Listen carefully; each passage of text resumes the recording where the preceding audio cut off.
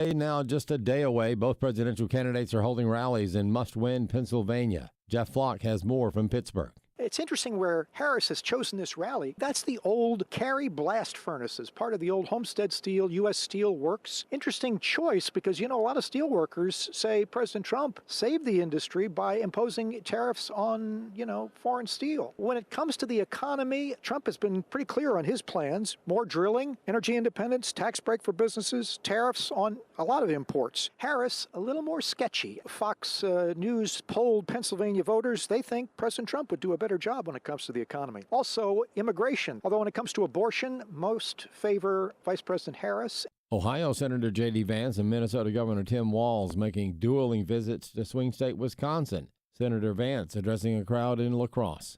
It doesn't have to be like this.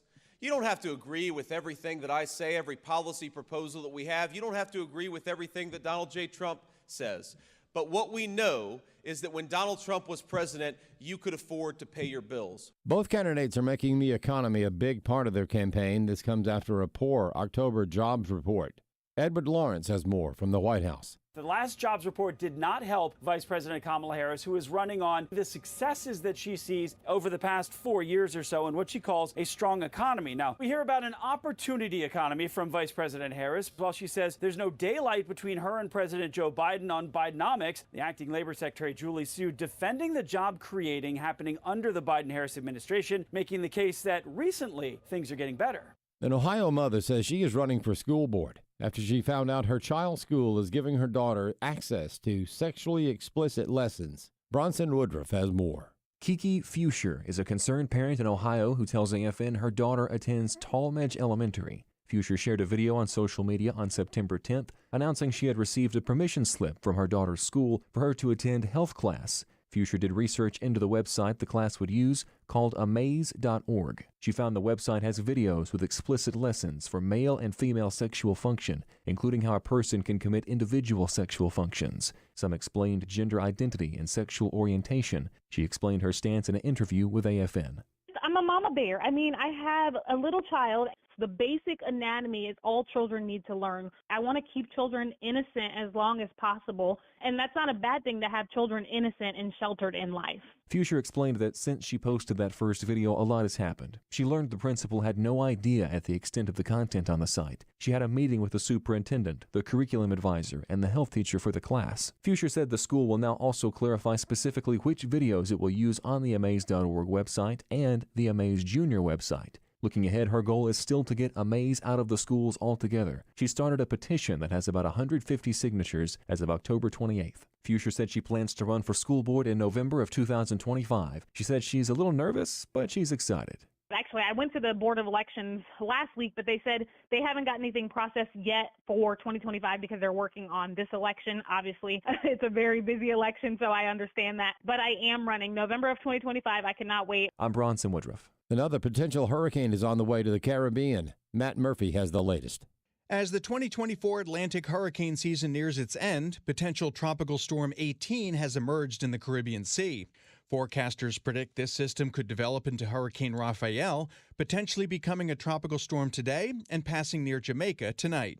A hurricane warning is in effect for the Cayman Islands, and a tropical storm warning is issued for Jamaica, with impacts expected in western Cuba. The system is currently moving north at 7 miles per hour, with winds at 35 miles per hour.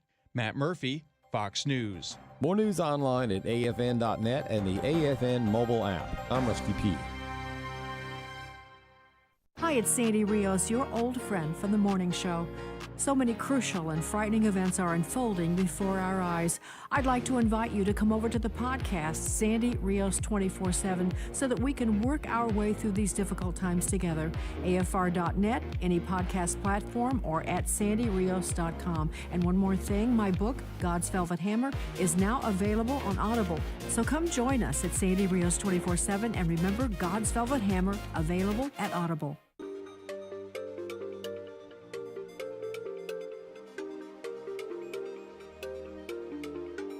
We inform. Religious freedom is about people of faith being able to live out their faith, live out their convictions, no matter where they are. We equip. Sacred honor is the courage to speak truth, to live out your free speech. we also rejoice in our sufferings because we know that suffering produces perseverance, perseverance, character, and character, hope. This is At the Core on American Family Radio. Welcome to The Core here on American Family Radio. Glad to be with you today on the program. We're live. Walker Wildmon in studio with you 1 day out to the election, technically less than 24 hours out before Election Day begins, and voting begins on Election Day. Over 70 million votes have already been cast over the last several weeks in various states around the country. So we'll talk about that and much, much more today. Rick Green is live with us as well. We're going to be hosting the show today. Rick, welcome back to The Core. Hey, man, looking forward to today. I cannot believe we are 24 hours out, bro. Well, I guess, 30 hours out from polls closing. Yeah. But still, we're here. There. Yeah, we're there. That's right. And I was out a little bit last week, Thursday and Friday. So many of you heard our announcement earlier in the year of our fifth child, Elizabeth, our first girl.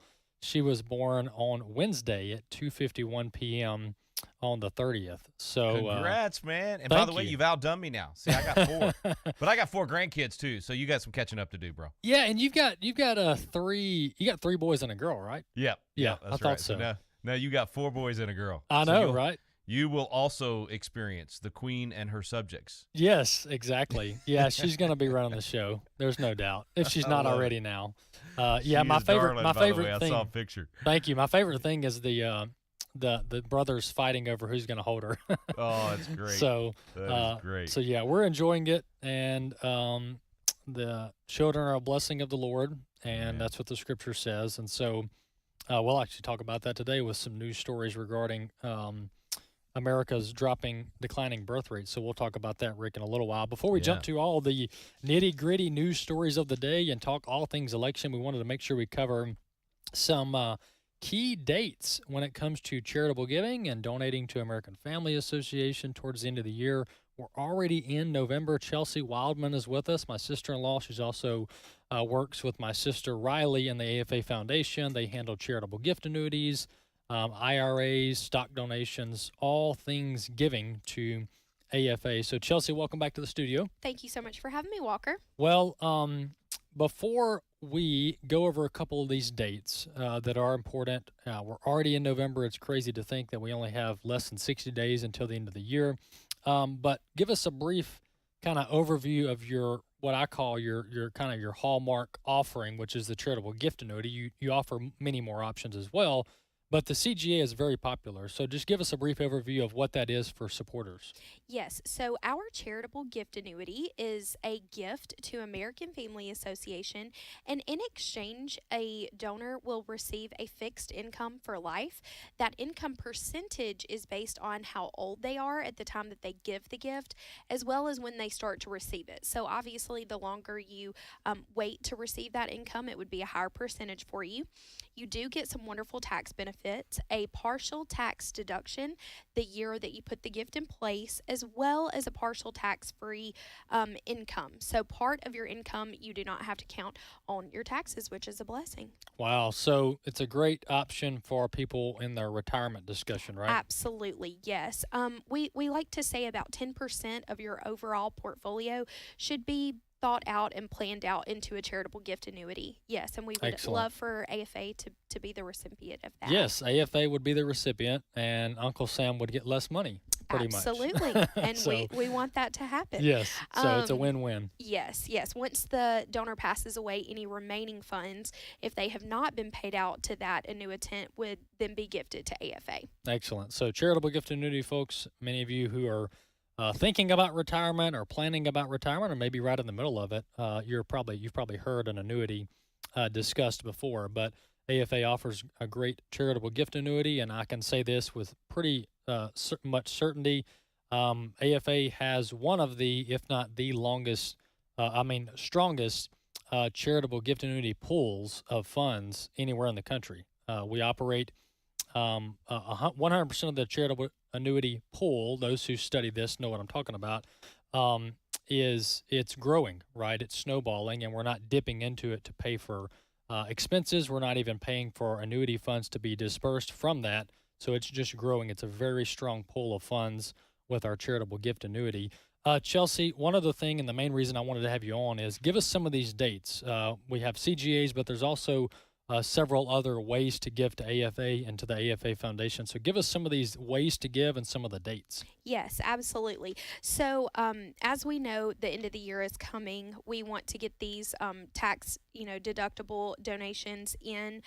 Outright gifts, that is the last on our totem pole, and we can accept those as long as they're postmarked by the 31st. So December 31st, that's going to be your deadline. But that sooner one is going to be any real estate gifts. That's going to be November the 15th. IRAs, whether they would like to use their IRA for a charitable gift annuity, that is a newer piece of our portfolio offerings, so to speak. So you can roll over the IRA into a CGA, correct? Yes, as long as donors are 70 and a half or above. Okay. Yes. So any IRAs, they can roll over into that 70 and a half or above. And then, of course, any qualified charitable distributions have a deadline of December 9th as well. So anything within that IRA sphere, we really want to see come into us by December, and that's simply because all of these companies get inundated with requests at the end of the year. And there's paperwork involved. Absolutely. And then the last one is the outright stock donations. Many people don't know this. Many do because they donate their stock to AFA, but we do accept outright stock donations, correct? Yes, absolutely. You can outright gift, as you mentioned, a stock donation. Maybe, a stock is not performing as well, or maybe you just want that particular stock out of your portfolio. You can transfer that to us, and then we would then provide a tax deductible receipt for that.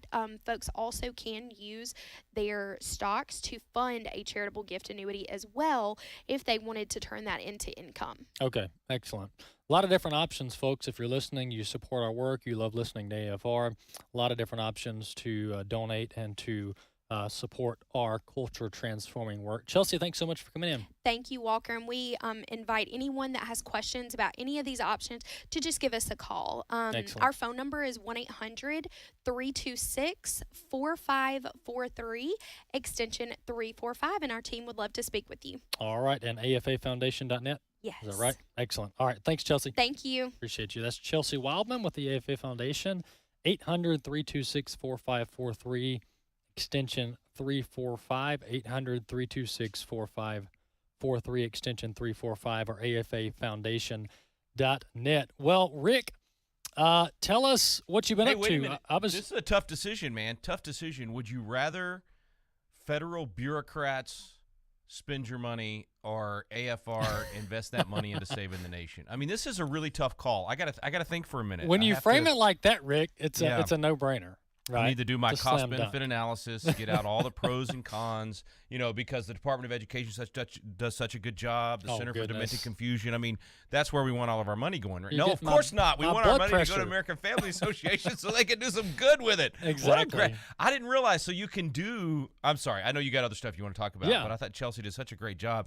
There's so many – cool ways to do this and to literally invest in the future for your children and grandchildren. And a lot of times we think of, just an inheritance that goes directly to them. And of course we want to do that as well. But in this way, you're basically preserving freedom and preserving the culture and investing in the culture for your kids and grandkids. So what a great way to do that. And you can, like Chelsea was saying, you can actually set that up to where you still get some income off of it in retirement, and yet you're helping to do all the good work at American Family Association at the same time. So very cool. Yeah, a lot of neat options there, a lot of ways to give. Of course, outright cash gifts are the most common, and that's what everybody knows about. But yeah, there's stock donations, IRAs, real estate gifts, all kinds of different ways to give to AFA as we head into the end of the year. So we'll publish this deadline sheet on our Facebook page, get it out there for our audience. Rick, this is we're as we mentioned, we're under 24 hours out from the election, and then as you said, about 30 hours out thereabouts in the ballpark before polls close. We've got some specific stories we're going to kind of run through, but The one that seems to be the driver when it comes to turnout and what is driving people to vote the way they are is the economy. The economy. Rick, I've said before, the economy is the one thing that hasn't gotten better, right? They can say, oh, inflation's gone down, which means it's just growing slower. But the reality is that the American consumer still has extremely low confidence and is still suffering under Bidenomics. Wouldn't you agree that that's going to motivate people come tomorrow? Yeah, I feel like it's, deja vu all over again, as Yogi Berra would have said. 1992, Bill Clinton, the whole campaign, it's the economy, stupid. They had those signs all over their campaign offices, and it feels very, very similar to that, especially because this cuts across, doesn't matter party, doesn't matter, what your parents, how they voted, all of that. I mean, this is literally people voting their pocketbook and voting for what's happening to their small businesses, to their jobs, just to their ability to buy at the grocery store. So whether you're Republican, Democrat, Libertarian, Green Party, whether you're Christian, Muslim, whether you're secular, whatever, this issue cuts across all of those things. And I think, Walker, that's why we're seeing these massive shifts in these voting blocks that, used to the Democrats could take for granted and just assume that they had. And now all of a sudden you're seeing massive shifts in the black community, the Hispanic community. I mean, it's across the board. So yeah, I think this will be the most, and of course in the Rust Belt states that everybody's really paying attention to, Pennsylvania and Wisconsin. I mean, those people are really concerned. Democrats are very concerned in Pennsylvania. Republicans see a huge opportunity there, and I think it's driven by exactly what you just mentioned. Yeah, and I've got some pretty interesting numbers we'll go through in the next segment just to break it down. I got a few clips as well as far as this early voting turnout. But Rick, to your point, urban America has really suffered under Biden and Harris. And not only the economy, but to pair the economy with the mass immigration, the mass illegal immigration, and the literal dumping of 10, 20, 50,000 illegal immigrants in these cities, some of these small towns, I mean, they're doubling the population. There may be a town of 4,000 people, and they're bringing in 4,000 illegal immigrants. Yeah. You talk about a strain on infrastructure, and then these inner city voters, they're furious because they might be lifelong Democrats, but when they see that their police department's stretched thin, their fire department's stretched thin, their kids can't go to school because they're closing down the gymnasium so they can house illegal immigrants, the welfare resources are being absolutely swallowed by the illegal immigrants in their local community. I mean, this is driving inner city voters away from the Democrats. There is no doubt about that, including young men. Yeah. Young inner city men are having trouble finding jobs. Why? Because the illegal immigrants are getting the jobs. I mean, this is going to be the story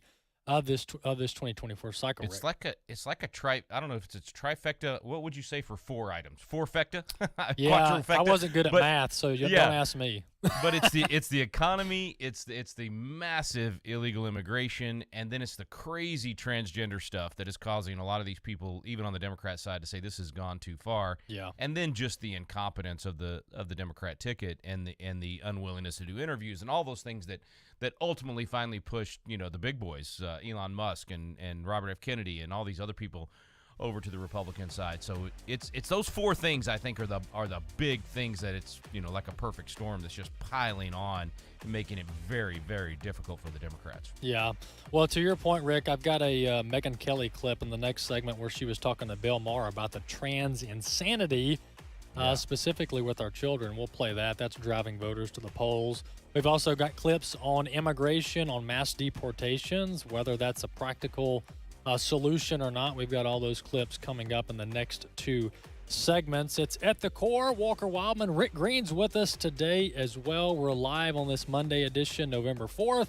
Tomorrow is Election Day, and I've got 3 words for you. Vote, vote, vote, and take as many people with you as possible. We'll be back in a few.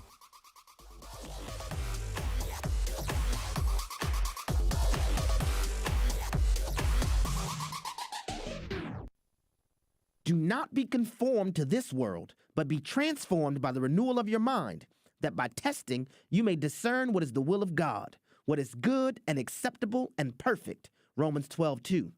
My name is Abraham Hamilton III, and this is the Hamilton Minute.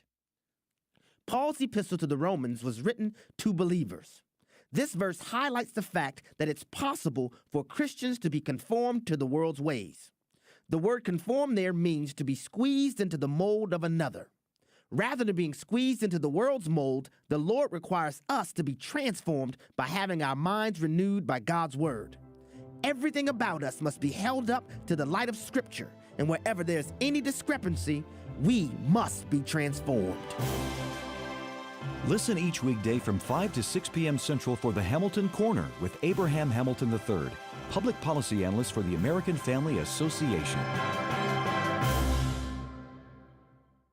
This is Abraham Hamilton III with AFR, and we're sending Bibles. Here's Michael with Bible League International. Abraham, there's a crisis around the world. In many parts of Asia, Africa, the Middle East, and Latin America, only 1 in 10 Christians has a Bible. What's that mean? It means the majority of believers cannot do what you and I do on a daily basis, and that's open God's Word and be reminded of His precious promises. Like in 1 Peter 5:7, cast your cares on Him, for He cares for you. Hey, here's the reaction of a senior saint in South Africa who finally received her Bible. She literally knelt down, cried. At the age of 60, she never had a Bible. It is so much fulfilling just to see people rejoicing when they receive their Bible. By the end of November, we want to put tears of joy on the faces of 4,000 Bibleless believers in this season of Thanksgiving. Would you pray about it and get involved today, Abraham? $5 sends a Bible. $100 sends 20. $500 sends 100. Give by calling 800-YES-WORD. 800-YES-WORD. Or visit sendbiblesnow.org. That's sendbiblesnow.org. There are many ways we can impact the world around us.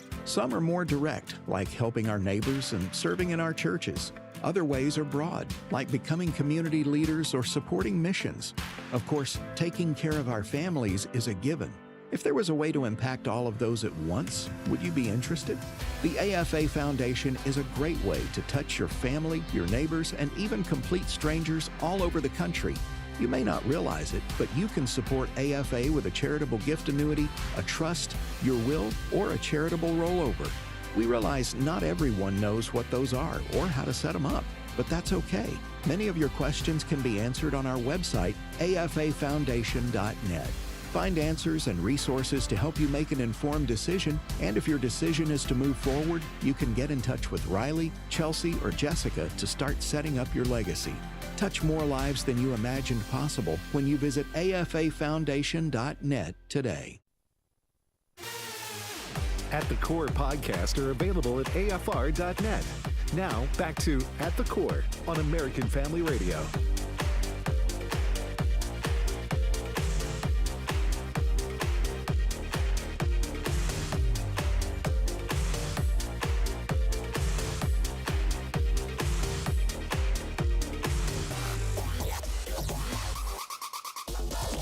Marty.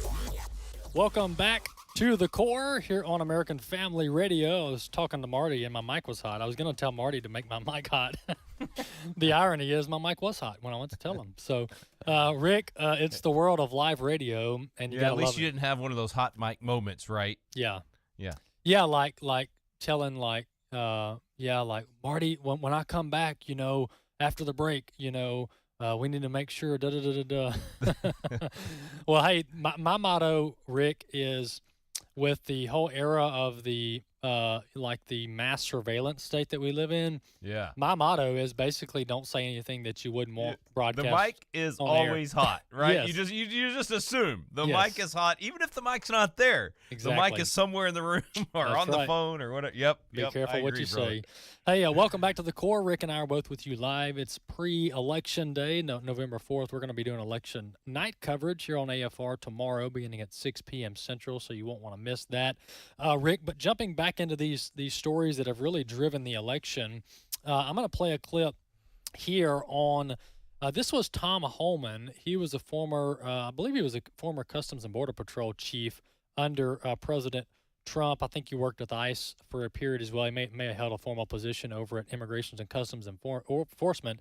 Nonetheless, he's been pretty much the go-to when it comes to what's a conservative position on immigration. And the left keeps pulling this, what are you going to do with families card? They did this when Trump was there in his first term, and they try to pull this guilt trip where people start backing away from deportations because we don't know what to do with the families, even though the number of families is actually very small. Most of these kids are smuggled in through cartels and other means. But nonetheless, Tom Homan gave pretty much the most humane response, and that is that we deport the families together in the name of unity. Clip 1. We have seen one estimate that says it would cost $88 billion to deport 1 million people a year.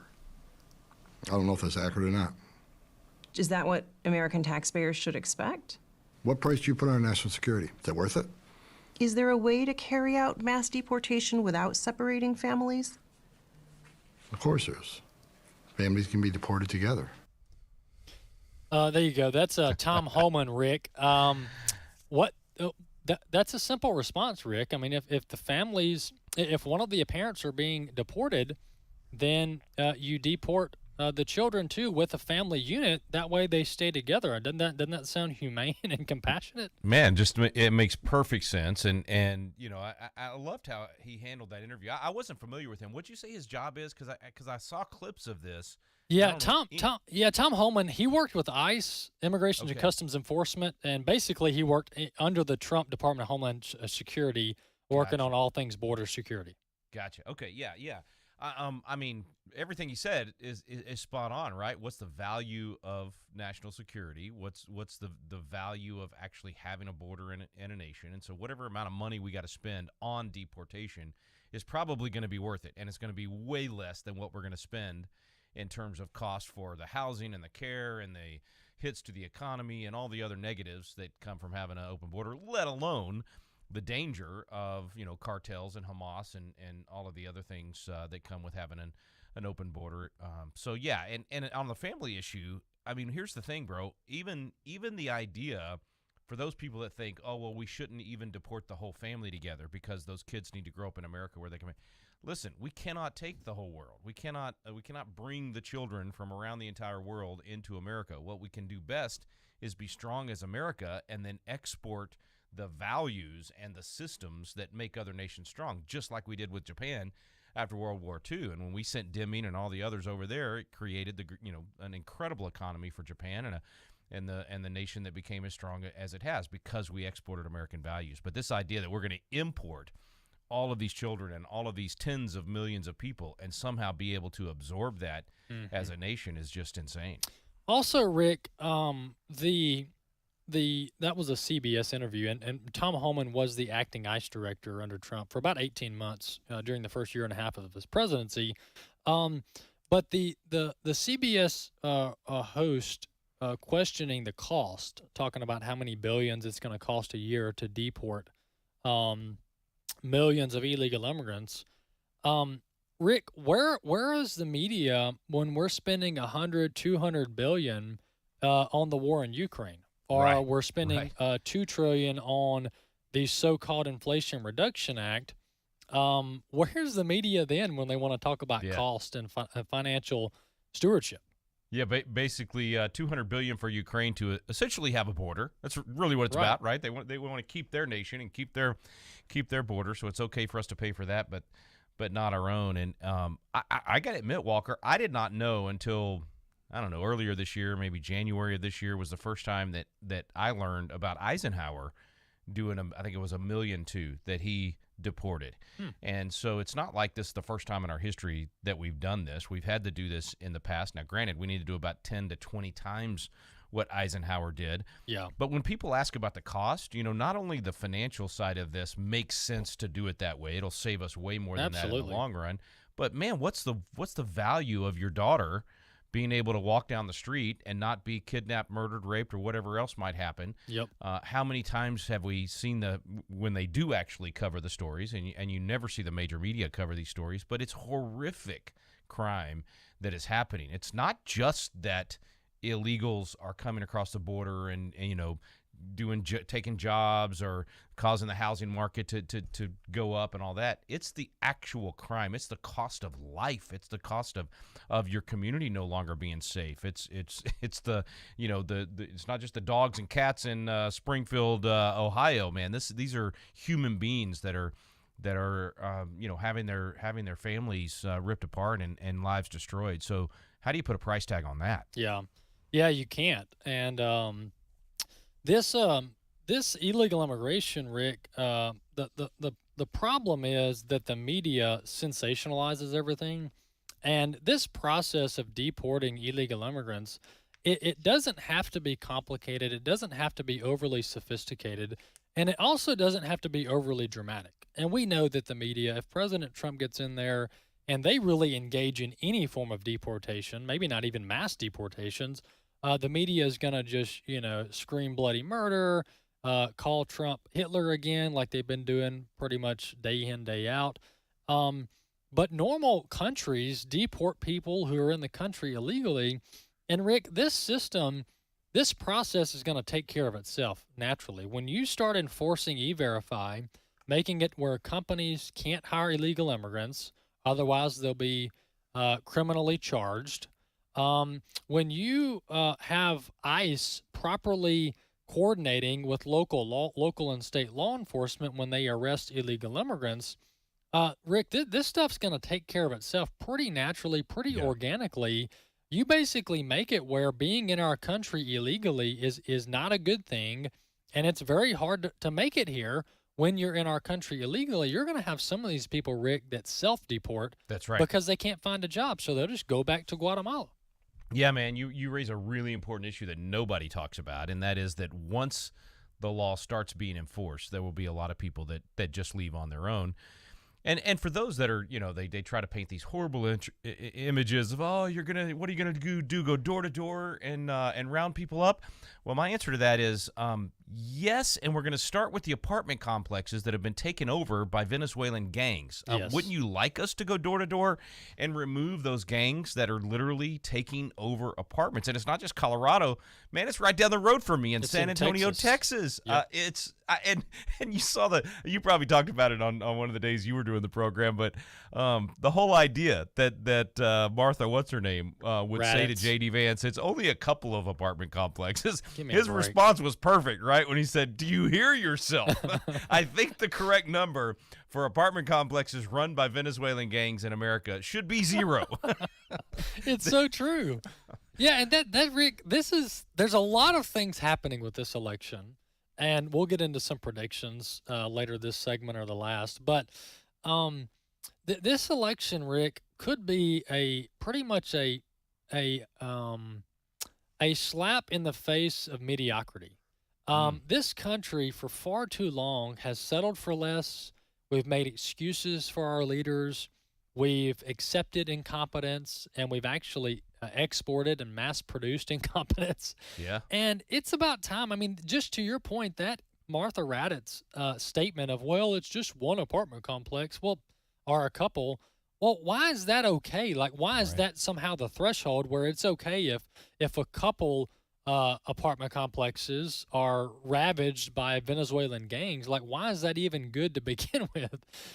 We've lowered the bar so much where it doesn't take much to kind of get by in America from like a standard standpoint because we've just lowered the bar so much. I mean, this could really be a slap in the face to all the excuse makers and all the people who love settling for less in our country when we could do so much better.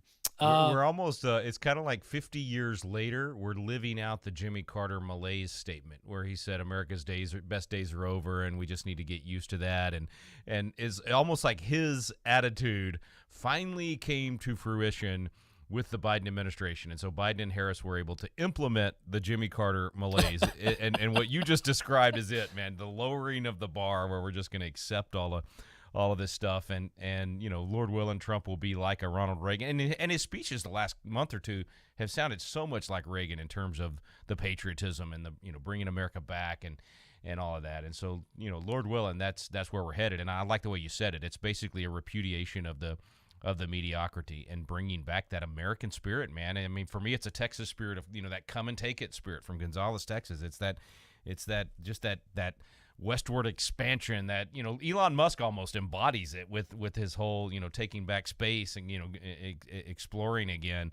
And that's one reason these rallies have been such a success, I think, is because of the mix of people that the Trump team has been able to cobble together and bring together. So anyway, I think you say it in a great way. And it's also that whole cycle, right, of nations, of the tough times make tough men, good times, soft men then lead to tough times. And we've just gotten soft. We've settled for less because we got soft. And I think there's been enough pain over the last few years that people are saying, okay, I don't want to go into the bad tough times. This little bit of tough times is enough. I'm ready to get back to the good times. Yeah, that's right. Yeah, this is this standard of American decline is a lot of people are getting fed up with it. And so, to your point, we need to raise the bar, and we need leaders.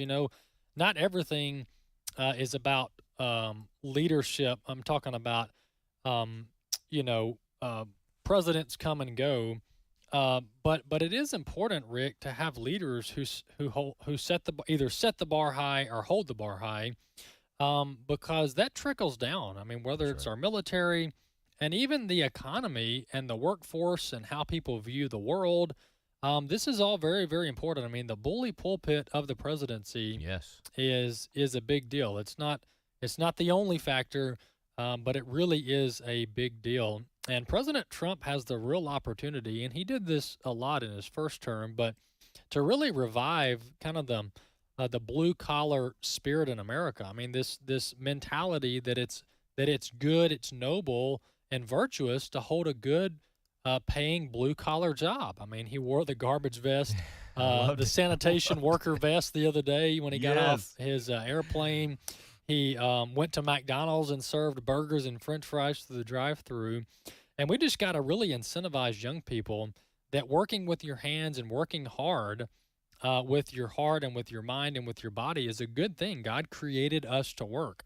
And so we got to really get off this twisted mindset that you have to be a doctor or a lawyer to be successful in America. That's really put us behind. And it's made young people not want to hold blue-collar jobs because they think the only way to get by, so to speak, is to go to school for 8 years and get $500,000 in debt, only to not use that college degree. And you even mentioned the bully pulpit and the influence that it can have. Even the other night, he talked about depression and the best way to fight depression and working hard. And my mom always would say to me, "Hey, if you're down and you're depressed, go do something for somebody else. Go work hard. Go mow the lawn of that elderly couple down the street or whatever it might be." And even little things like that, where you're actually encouraging the people in your constituents in your nation to do better, to work harder, to lift themselves up instead of feeding the victim mentality and encouraging them to stay in the doldrums or stay down or whatever it might be. It's just such a difference in mindset. So you're spot on, man. And I think there is a real opportunity. It's one reason people remember Ronald Reagan fondly, because he was, really capable of doing that. And so we need it. We definitely need it. And I think it could be, for such a time as this, which is weird because, right, Trump is, he's like a Cyrus or a Nebuchadnezzar from the standpoint of, he's not, doesn't line up with us on all of our faith values, but yet he's like a cultural Christian or something. It's like he brings to the table the rhetoric that's necessary for our people to get to work and do the things that make a nation free. Yeah, that's right. And, to your point about Trump, this is an election, as many have been in the past. This is an election, or are we going to be moving the ball in the right direction, or are we not?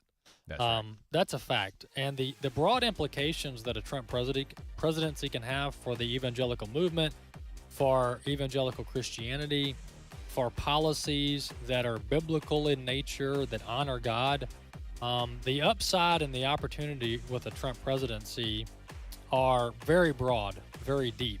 And the opposite is also true, right? Yes. It's such a disparity of how bad it could be on the other side of things for the Christian community. Absolutely. If he doesn't win. Yeah, I mean, you get a Harris presidency, Christians are going to have no seat at the table. We're going to get radical judges. They're going to continue promoting Planned Parenthood and abortion on demand. I mean, the implications, folks, here is very broad, very deep. And the chasm between the two parties is also deep. Massive. And wide. So we've got to vote. The president isn't our pastor. He's not our spiritual leader.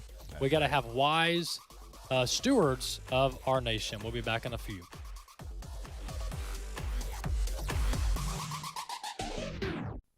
This election is critical, especially for the lives of the unborn. Select states have abortion on the ballot. They're more interested in protecting abortion instead of the innocent unborn children who can't speak for themselves. Maybe you know your state is one of the guilty ones, but if you're not sure, please find out before you vote. We have a list of states and the measures they're trying to pass. Visit afaaction.net/life to keep our preborn babies safe in the womb. afaaction.net/life. When you hear this, this is American Family News. You know what follows is the truth. Your news from a Christian perspective. Hundreds of teachers are going to have to walk into that school building, and they are forced to swallow political ideology that in many cases violates their very faith and conscience. If you miss it at the top of the hour, American Family News podcasts are available at afn.net. And sign up for our daily news brief at afn.net. If you are 65 or older, you know this. Inflation is hitting everyone hard right now, especially when it comes to health care. Over the last 10 years, health care costs have skyrocketed by, get this, 230%. If you have Medicare Parts A and B, you know there are still out-of-pocket expenses like deductibles and copayments, and they really add up. But here's some good news. MediShare 65 Plus is designed to fill in those gaps and help protect you from rising healthcare costs. At only $99 per month up to age 75, you get peace of mind at a price you can afford. And MediShare is trusted, too. It's been around 30 years. It's not some big impersonal thing. It's a community of people helping each other, business owners, pastors, retirees. People love it. MediShare 65 Plus just makes sense. To learn more, give them a call. They're great to talk to. They'll offer to pray with you each time you call, too. Call now. 833-45-BIBLE. That's 833-45-BIBLE. 833-45-BIBLE. Hello, Americans. I'm Todd Starnes. Stand by for news and commentary next. Panhandle Junior High School in Texas started a Bible study for teenagers called Donuts and God. I can't think of a better combo. The kids get a sugar high by eating glazed donuts, and they get a spiritual high by reading God's Word. But the Freedom from Religion Foundation got wind of the event. Now they're threatening to sue. The Wisconsin-based group of atheists have a history of targeting smaller school districts. They're about as welcome as a cavity. They allege that government-sponsored Bible studies are against the law, that advancing a religious message is inappropriate and divisive. They say Panhandle Junior High may not host or promote the Donuts and God Bible study.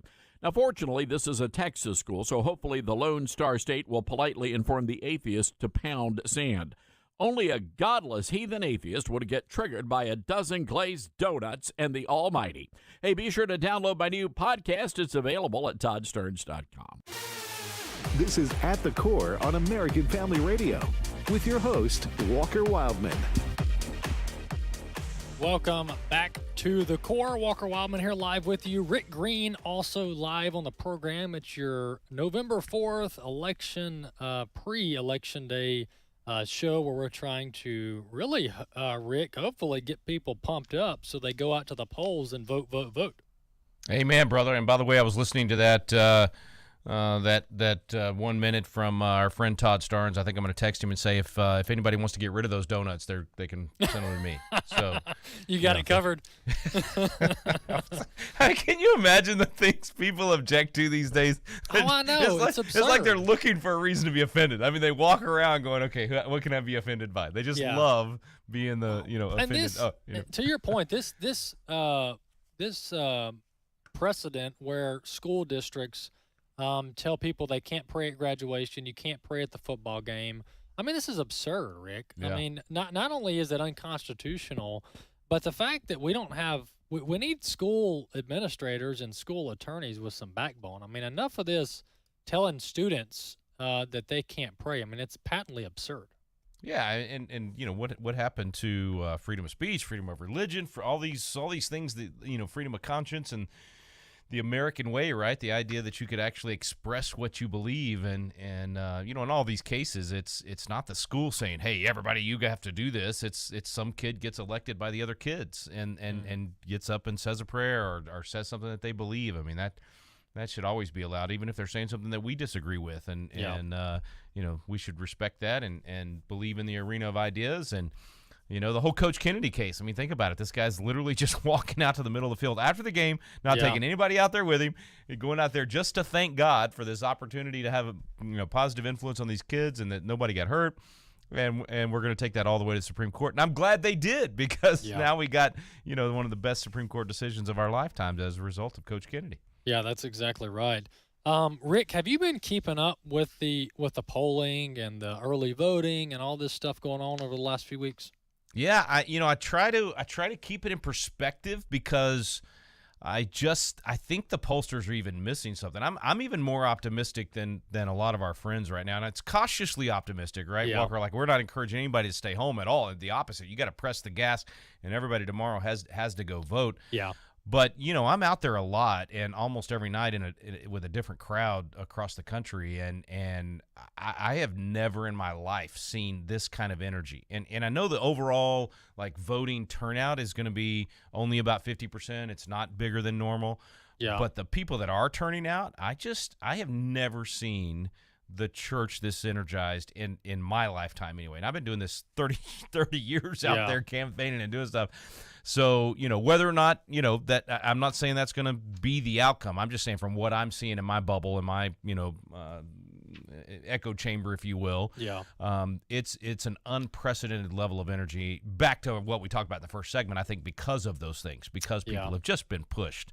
They've been pushed around too much, and they're done, and they're just saying, I'm not gonna stay quiet. And it's catching on, man. The courage is catching on. The energy's catching on. So regardless of what happens with the presidential race, I think there's a movement right now that's beginning. And let's say Trump wins tomorrow. Well, if he wins, then all that's going to do is provide air cover, basically, to try to stop the feds from infringing so much. But then we as citizens have to do our work in the community to take back ground, take back the nation, and restore godly principles. If Trump loses and Harris wins, then we're going to have to. It's going to be even more important for people to stay in the fight and fight both to prevent the feds from completely taking over our lives, but still fighting at the local level to provide, basically safe haven. So I'd say all that to say, tomorrow night is not, okay, check out time, regardless of which way it goes. Right. Tomorrow night is, okay, let's rest for a few days and then get right back into it, because we've got a duty and responsibility to do this. Yeah, that's right. And to your point, before we begin this last segment and talking about some of the numbers, you need to vote. It doesn't matter who you think is going to win. You need to vote because it's the right thing to do. So that's right. This is not a, sit back and get your popcorn and watch the show. This is you need to get out and vote tomorrow if you haven't already. So that can't be emphasized enough. Vote, vote, vote. I'll be voting tomorrow as well before I come into work. But Rick, to continue this discussion, Republicans have been dominating in early voting compared to previous election cycles. And the numbers for this is a combination, to your point, we're not going to see the same turnout that we had in 2020. That was abnormally high because of the whole COVID mania and the mass mail-in voting that we saw that's not taking place, partially not taking place this cycle. So you're seeing total turnout actually down from 2020.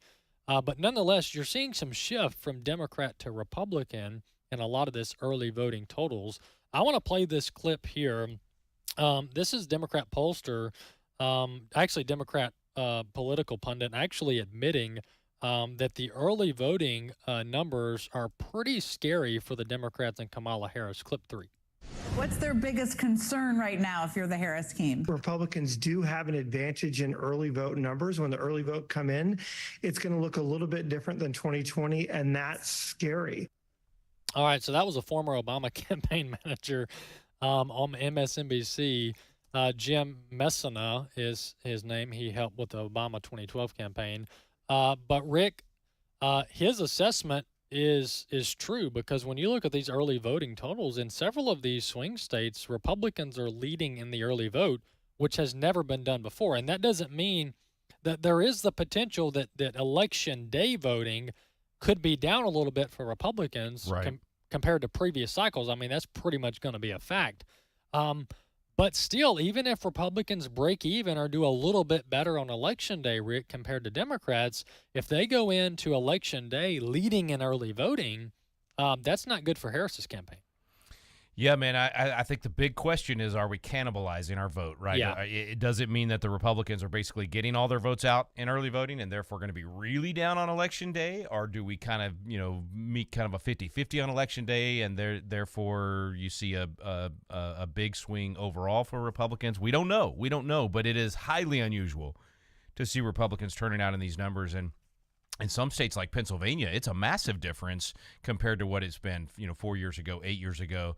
The trends are huge. And you remember, Walker, there was it 2020 or 2022 when even Trump said, don't early vote, go on Election Day, and we were all saying, no, don't do that. That's not smart. That's going to let them know, to shut down the machines on Election Day and cause problems. Or I've always been an early voter anyway, just because I'm afraid what if you have a car wreck, or what if your kids are sick, or what if you're sick, or whatever it might be. So plus, when I was in office, I wanted to be shaking hands at the polls, so I would go early vote for myself and then be standing at the polls to shake hands or whatever on Election Day. So all that to say, I do think this trend is huge for Republicans. This is very, very good for the Republican side, very bad for the Democrat side, and it's across the board. It's really throughout the entire nation, but especially in those key states. And I keep mentioning Pennsylvania. Everybody's saying that's the bellwether, right? Whoever wins Pennsylvania is going to win the whole thing. I mean, there's possible scenarios for both sides without Pennsylvania, but very unlikely. So Pennsylvania is the state to watch. And I don't know if you noticed, man, but I mean, you talk about a rally every 20 minutes. I mean, it seemed like there was a rally somewhere in Pennsylvania for either side every day for the last week. It's been pretty remarkable how much both sides have invested there. Yeah. I wonder if that's also going to affect that Senate race there, and then of course you got the Senate race in Virginia that could be affected. Virginia now seems to be in play. So I don't know, bro. I'm, again, like I said earlier, cautiously optimistic, but based on those early voting numbers, I could see a landslide victory here. They're even saying that Trump is polling, basically could win the popular vote, which, that spells doom for the Democrats. They need to be ahead 2 or 3 points at least in the popular vote to have any chance at winning the Electoral College. Yeah, and I don't know. I've heard that too, Rick, and it's possible, but I'm leery on that just because of these, California, New York. I mean, these are heavy population centers. But it's possible. Did Reagan win the popular vote? Yeah, I guess he had to. In '84. In '84, of course, that was the big one that Mondale only won his home state. Yeah, many states as Reagan won in '84, he had to have won the popular vote. Through math. But this is Rick. Here's kind of what I'm thinking, and I've got one more clip before we end the segment. But I'm optimistic. I'm not overly optimistic though, and I think we have to understand, and I think the Trump campaign and the MAGA types are really kind of in an echo chamber at this juncture, and they're rejecting bad news and they're hyping up good news, and that's fine. I get it. That's politics. But we've got to remember, Rick, we live in a 50-50 country. That's right. I mean, Trump could win the electoral vote, with 300 plus electoral college votes, and that's great for him considering, the state of play. But we're still a 50-50 country. So if you remember how many people voted for Joe Biden, and I get it. There was fraud, there was shenanigans, there was mass mail-in voting, there was Zuckerberg bucks. So I understand all of that, but still, Biden was a terrible candidate. I mean, he spent the entire campaign in the basement. If you remember, I looked at that and said, "There's no way this guy can win. Absolutely no way." And he did. Now he narrowly won. I mean, Georgia, Wisconsin, Arizona. I mean, these were under 10,000 votes, and when you actually look at them, most of them were probably fraudulent votes. But nonetheless, he barely won those states, but he still won those states and won the popular vote. So there's just a lot of people in our country that are hardcore Democrats, and they don't care who's on the ballot. So I think we need to bring that into realization that we're still a country divided 50-50 down the line. And I'm thankful to God and thankful to our founding fathers that we had this thing called the Electoral College, because we would be up a creek without the Electoral College. You're right, man. And another thing to remember is it's not even just a Republican-Democrat split. There's a worldview split in our country right now. We have a massive number of people in our nation that came through an education system that taught them that Marxism and socialism is good, and taught them that America is bad, and taught them that Christianity is bad. I mean, there's a huge chunk of this country that's all they've known. And so if they only get their news and they're in their echo chamber and they only get their news from a CNN and that sort of thing, of course they're going to believe those things. And so we've got a lot of work to do no matter how this election turns out. This is one of those generational fights where you have to actually change back the education. And so actually believing in truth, teaching justice, teaching the American way once again. I mean, that's the work ahead of us, and that's one reason, I'm still on the, hey, everybody go vote tomorrow, but already saying, okay, now remember, when this thing is over, when this election's over, no matter what, going into 2025, we need to be thinking generationally and doing the hard work to claw back ground in our communities for the long term for our kids and grandkids. That's why I said earlier, when when you make that donation to AFR and you shift that money from the government to an American Family Association, that type of donation is an investment in that generational fight, in that generational effort to bring back truth, justice, in the American way. Amen. I want to play one more clip. This is former Philadelphia, Pennsylvania mayor. I think he's now a city councilman, but nonetheless, he's talking about the margin that Kamala Harris needs on Election Day in order to beat Trump, according to the early numbers, rural Pennsylvania numbers. Let's listen to clip 4. It is highly difficult to become president of the United States of America without winning Pennsylvania. And so the stakes are very, very high. The polling, every poll that I've seen shows it either very close, a toss-up, 2 points here, 2 points there. I think what you want to look for in Philadelphia, this is all about turnout. Some of us are old enough to remember efforts that were made to elect Wilson Goode, first African-American mayor in Philadelphia 40 years ago. That was an all-out effort, and we'll need that similar kind of effort this time around. Pretty much the same as 2008 with then Senator Barack Obama. And so it is my general view that Vice President Harris needs to walk out of Philadelphia with a net 600,000 vote margin to offset what's going on in other parts of the Commonwealth. So, Rick, that's a Democrat, by the way, former Philadelphia mayor. He's saying Kamala Harris is heavily underwater in Pennsylvania, especially rural Pennsylvania, and she's going to have Obama-like turnout in order to win Pennsylvania. Your thoughts?